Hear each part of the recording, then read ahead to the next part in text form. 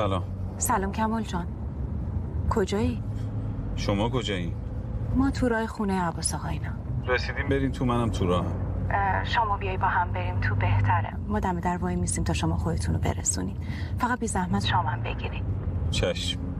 کمال جان با خبری خوب میای دیگه انشالله. مطمئن نیستم اما امیدوارم. اینا چشم به راهم. من بیشتر. فقط نرگس جان اونجا عباس متوجه نشی شما میدونی این پرونده مربوط به کار من بوده ها. خیالت راحت. میبینمت.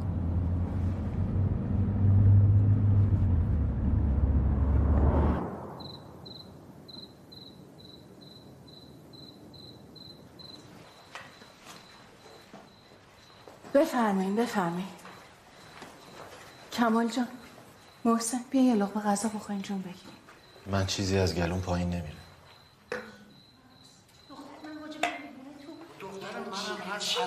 اگه دختر توی چرا هیچ کاری نمی‌کنی؟ تو هیچ کاری نمی‌کنی. تو بشین اینجا. خود من میرم. نسری خانم یه لحظه اجازه بدین.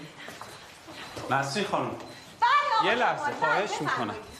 ما میفهمیم شما مادری سخته، ولی من و عباس از صبح 10 تا جلسه رفتیم، با 50 نفر حرف زدیم. میگن توکل به خدا حل شدنیه، ولی ممکنه یکم زمان ببره. ماجرای مجرمه یکم پیچیده است. نیروهای امنیتی قضایی اصلا حاضر نیستن دربارش حرف بزنن. کمال بس دیگه. میگن تنها راه حلش آزادی مجرم از زندان نیست. من حاضر نیستم حتی یک کلمه دیگه بشنوم. چرا متوجه نیستین؟ شما مهمونید، بله، قدمتون سر چشم. بفرمایید تا غذاتون سرد نشده.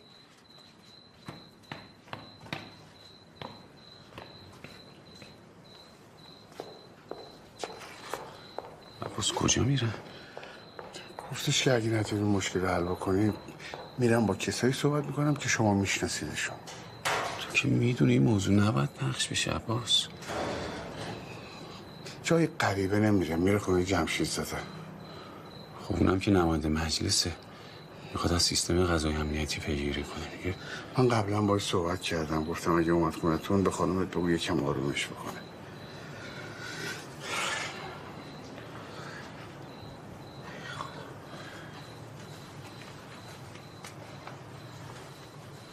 بابا این یارو که تا دیروز قاتل بود چی شد امروز یهو انقدر مهم شده؟ اینجوری که بوش میاد که نمیذارن یارو از زندان آزاد بشه. من با کسایی که پرونده‌های مشابه داشتن حرف زدم، میگن تبادل تنها راه حل نیست، مگه اینکه مجبور بشیم دیگه چاره دیگه نباشه همین کارو بکنیم. نمیشه از همون اول راه دوم بریم؟ واخه هرچی گروگانگیرا میگن ما بخوایم گوش کنیم دیگه سنگ رو سنگ بند نمیشه خواهرم.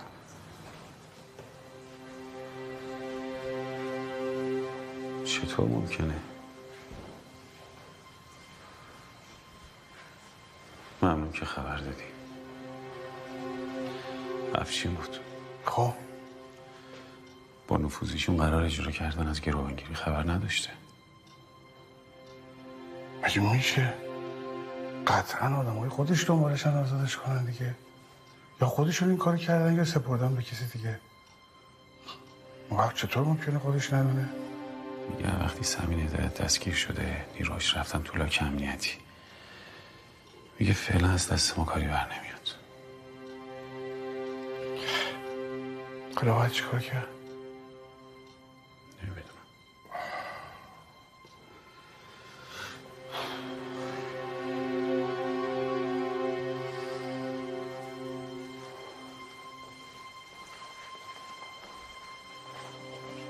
محسن بیا.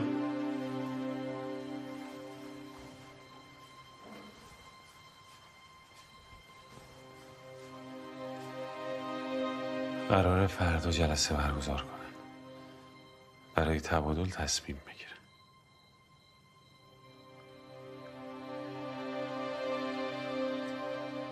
بابا من نمیدونم چرا هر چقدر فکر میکنم یه حسی بهم میگه شما همه چیزو به ما نمیگین. اگه چیزی میدونیم و نمیگیم حتما صلاح نبوده، ولی یه هر چی بهت گفتم تا الان یک کلمش هم دروغ نبوده. اینو مطمئن باش.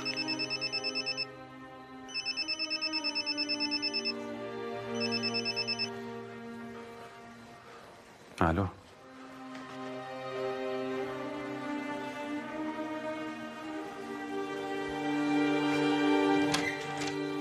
بله. باشه. باشه. خداحافظ. چی شده؟ باید برم کرمانشاه. الان به دزدیده شدن فرشته مربوطه؟ نه کار دیگه است، ولی انشالله که بی ربط نباشه. آخه تو این وضعیت کمال یه کاری که خودم باید برم حل و فصلش کنم. خدا صلاح نیست بری. نمیشه یکی دیگر جای خودت بفرستی بره؟ نه نمیشه، فقط نمیدونم به محسن چی بگم.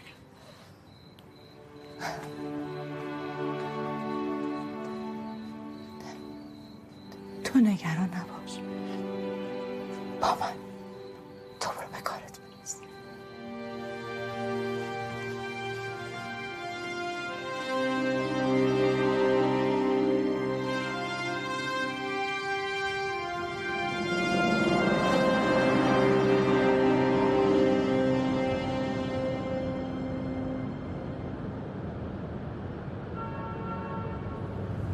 من تمام تلاشمو میکنم که یه ردی چیزی ازشون پیدا کنم. در ارتباط با پیام و ماجرای فروش مجتمع اگه خبر جدید شد که بهت حتما میگم. امیدوارم با ضربه به کیس ابو عامر بتونیم به سرنخهای تازه‌ای برسیم. در چه مورد؟ اگه بتونیم به شبکه‌ای از امکانات داخلیشون برسیم، ممکنه تو شبکهشون بتونیم گروگانگیری رو هم توی تور بندازیم. یعنی همون شبکه‌ای که عروست رو گروگان گرفتن. احتمالش هست. قبل از طریق امکان تیم ترور به تروریستا رسیدیم. این بار از طریق ضربه به تروریستا به امکاناتشون برسیم. انشالله. فرضیه مناسبیه. امیدوارم یکی از همین دوران نتیجه بده.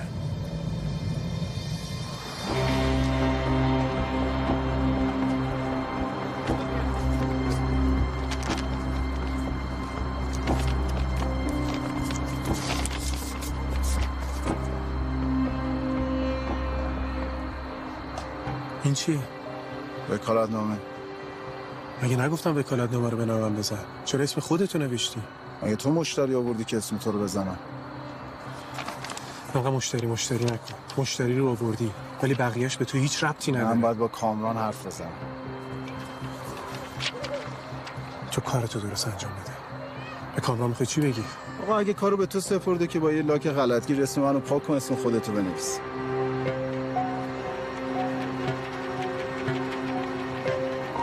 وقتی که با کامران حرف بزنم مشتری رو میارم محضر، پولو میگیرم، شخصا تحویلش میدم. دیگه داری پاتو زیادتر از گیریمت دراز میکنی. مشکلاتتو با خودت حل کردی بهم خبر بده. فقط اگه مشتری پرید گردن خودت.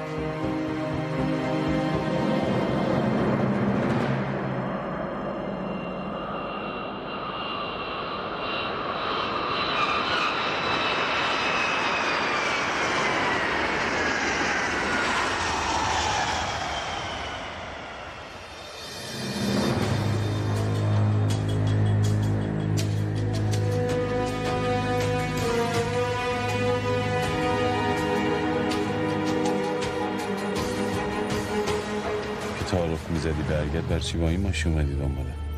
خب تعارفم کردی، ولی میدونستم تو هم اهل برگشتن نیستی. گفتم بیاین تو راه یه چیزایی نشونت بدم. ببینیم. بودنگی بودنه.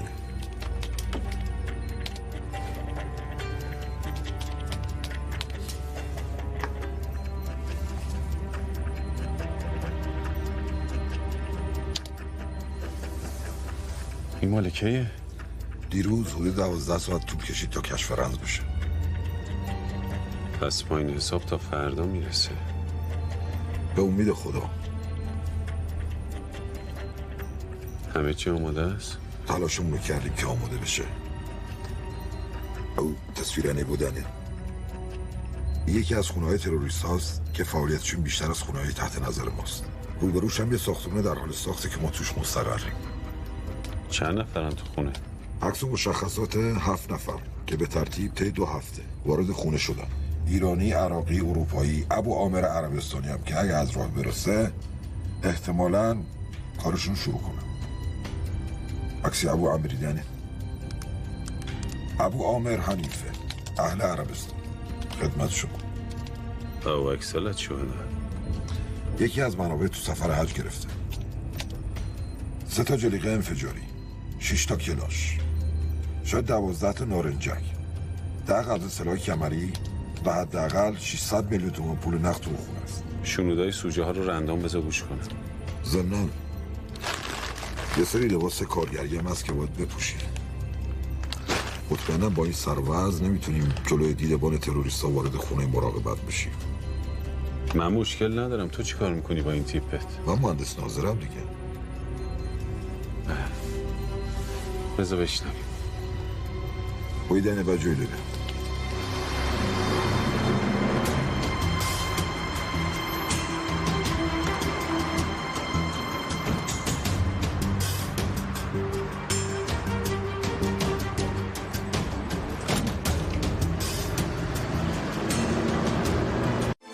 میکنم نمیفهمم با کدوم عقل و منطقی بابا میتونه توی همچین شرایطی همه چیزو ول کنه بذاره بره. عادتت شده یه سالو چند بار بپرسی؟ 1000 بار پرسیدم، جواب منطقی نگرفتم.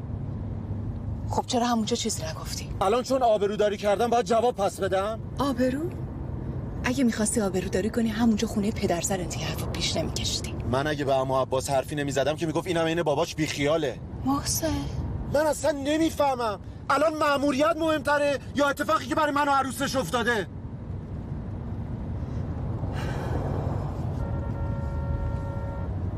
کاشکی مامان زنده بود. آره اگه زنده بود منم سفره دارم و پیشش باز میکردم، بهش میگفتم من هر کاری از دستم بر اومد برای این 2 تا بچه انجام دادم.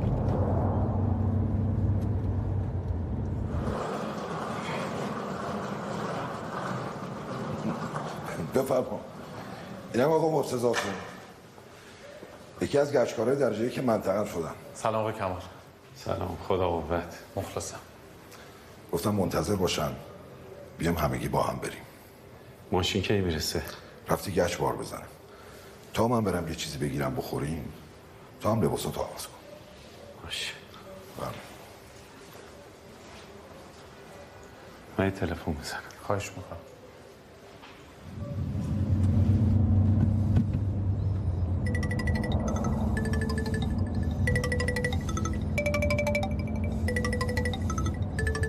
بده به من گوش.